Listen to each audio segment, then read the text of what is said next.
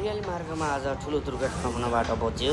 दुर्घटना हुन बचे तापनि मानवीय क्षति भएन, तर अटोको यो सिसा फुटेर रोडभरि छत्र यताउता पुरै थियो। त्यहाँ अरू गाडीहरूलाई आउटजाउट पनि समस्या भइरहेको थियो।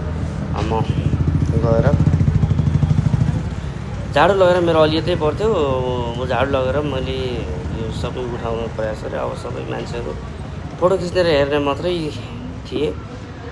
मैले अब होइन यसो सफाइ गर्नुपर्छ भनेर त्यहाँ उतापट्टिको दाइलाई मैले सोधेँ, यो उठाउन ल्याउनु न केही भनेपछि त्यहाँ उतापट्टिको भाइले बोरा दिनुभयो र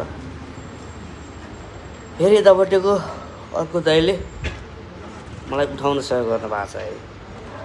त्यस कारणले साथीहरू म भन्न चाहन्छु सबैलाई राज्यले पहिलो कुरो स्पोर्टमा यस्ता बाटोमा सिसाहरू टुक्राहरूदेखि लिएर सबै भएमा तुरुन्त यसलाई चाहिँ सफाइ गर्नुपर्छ